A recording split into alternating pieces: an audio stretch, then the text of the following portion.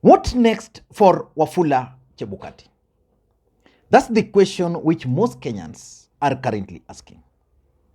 Because you all know that Wafula Chebukati's term in office ended yesterday. But what next for him?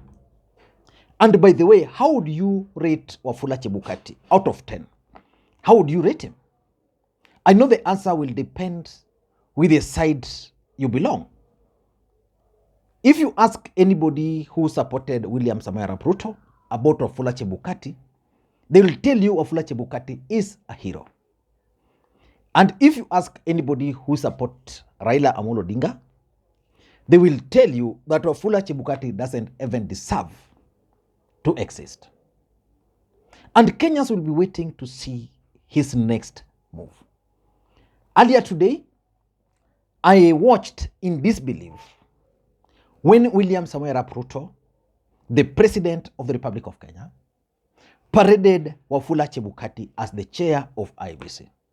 While we all know that Wafula Chebukati's term in office ended yesterday. Thank you. The Independent Electoral and Boundaries Commission, IEBC, Chairperson, Mr. Wafula Chebukati.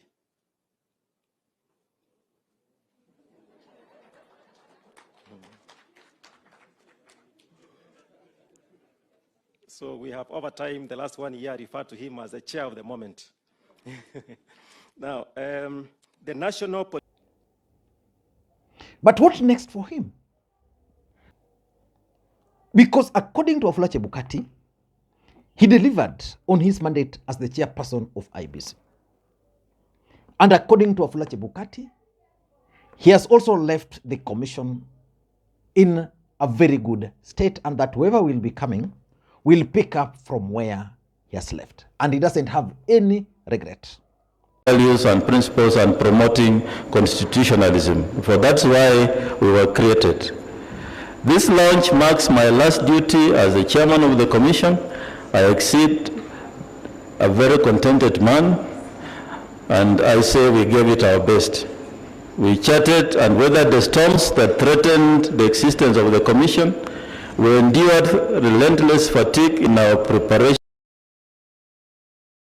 for election.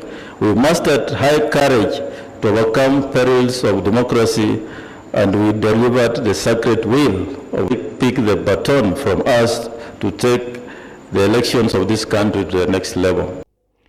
What will you remember Wafula Chebukati with before we look into what next for him? If you ask me, Wafula Chebukati has a few options left for him. The fact that he has now left office, it means now that if anybody wanted to deal with him, they can now easily deal with him as an outsider. There are staffs of IEBC who really did not approve Wafula Chebukati and his dealings. They could not do anything because Wafula Chebukati was still in office. Now that he's out of office, some of those people will start leaking details of the underhand dealings he was engaging in. And already Robert Alai, who is always credible in his post, indicated that there are certain staffs of IEBC who are already willing to leak how Wafula Chebukati messed up with Form 34A and Form 34B. And of course, Wafula Chebukati's next move will depend on, number one, Raila Odinga. Raila Odinga stated the other day that he was still waiting for Saint Chebukati to speak because Saint Ruto had already spoken. What will Raila Odinga say? And will it have impact? Alafu ingine gospel according to askofu yetu Saint Sapit vilevile yuko ndani yake, lakini bado imebaki ile gospel according to Saint John. According to Saint John itatoka, itaonyesha vile mambo yalikuwa, mambo yale yalikuwa. Wakenya wengi wanangoja ati baba aongee. Baba nasema nangoja kwanza Saint John aseme kwanza, alafu mimi nitaongea. Tuliona vizuri. Wakati huu Wakenya wako na shida mingi. To Wafula Chebukati's next move will also depend on the push for electoral reforms. Are Kenyans going to push for electoral reforms, or are they resigned to the fact that no elections are credible in this country? And of course, it will also depend with William Ruto. If you followed William Ruto's event today, where he paraded Wafula Chebukati as the chair of IEBC, Wafula Chebukati, William Ruto made a statement which caught my attention, because Wafula Chebukati also made it yesterday, that there were people who were keen on kidnapping him and probably eliminating him. The performance of the Independent Electoral and Boundaries Commission in the last general election and all the circumstances surrounding it are illustrative of this point. A while back, senior politicians teamed up to manage the presidential succession that was due in 2022, with a view to guaranteeing a very specific outcome of the ensuing election. A political mechanism was therefore instituted to facilitate this objective through the capture of autonomous constitutional bodies. In the case of the IEBC, this mechanism resolved to infiltrate the organization by introducing at its highest level 4 sleeper commissioners whose sole task was to lie in wait for the election, then spring into action and take drastic actions to subvert the will of the people. You have heard how the scheme was hatched in Parliament. At the same time, the mechanism constituted a syndicate to execute a series of strategies consisting of bribery, blackmail, extortion, threats, and intimidation of various public officials of the IEBC, attempt their abduction, torture, and assassination, to storm the National Tallying Center and attempt treasonous insurrection, use of violence to cause the alteration of the vote tallying, as well as entice or bribe or force the IEBC chair to announce their favored candidate. Let me ask you this question.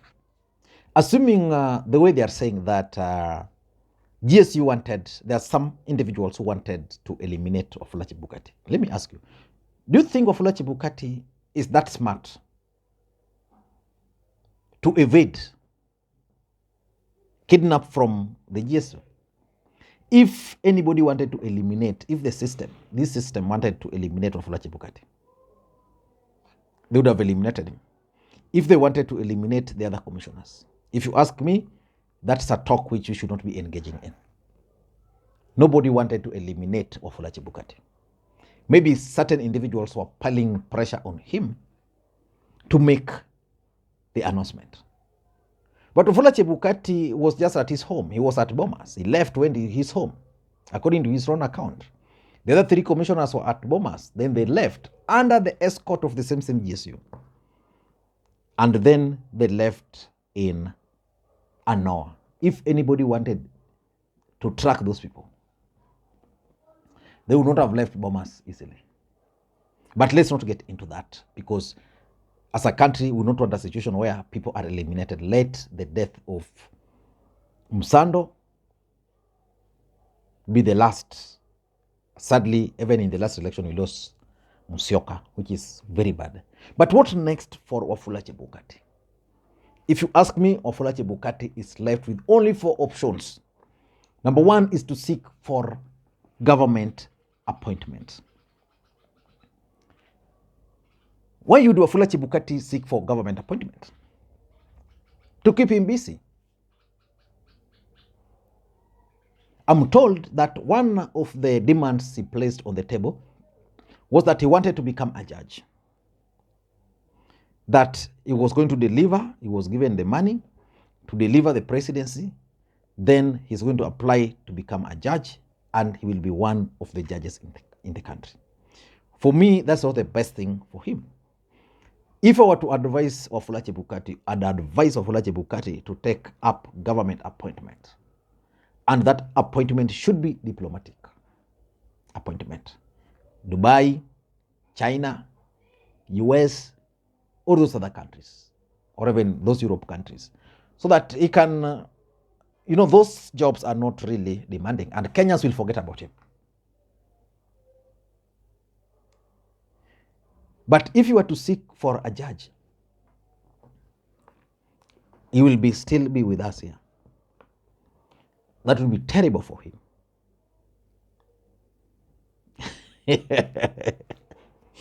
But that's the first thing he can decide to seek for government appointment. But for me, that would not be good for him, because it would be interpreted to mean a reward. His second option, in my view, if you ask me, is to join politics. He delivered the presidency. Ruto will need him,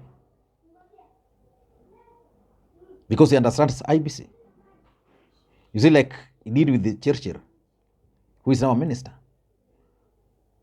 He can easily do that. Join politics, because Bungoma, where he comes from, William Ruto will have a say.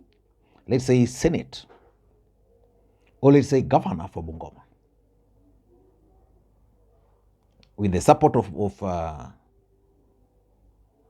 Ford Kenya, he can win. Or he can even identify a constituency. Before he joined the IEBC, he had contested, which means he's a politician to some extent. That will provide him with the necessary protection. If that will not happen, he will be like Samuel Kivuito. The fourth thing he can do is to retire from politics and go back home, rest, and let fate take control. Because let's face it, if you look at the results of the last election, which WAFULA CHEBUKATI himself announced, the votes were almost 50-50.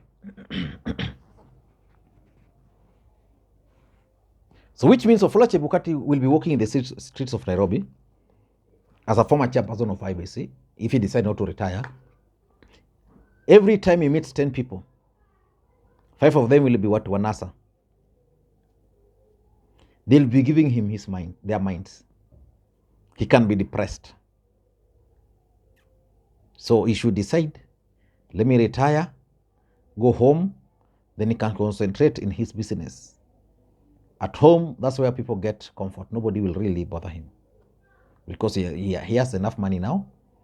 He can then go to their local market, start constructing a very big building, and call it or name it Kamago.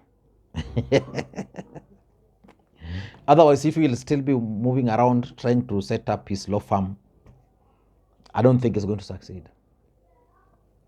The last option, which I would not advise him to do, is to leave the country. I know some will do that.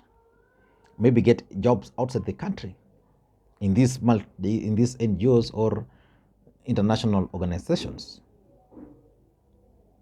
That's another option. But that will be cowardice in my view. So, here's those few options. What would you advise WAFULA CHEBUKATI to do if you are in his shoe? Let me read in the comment section. Thank you, and may you have a good day.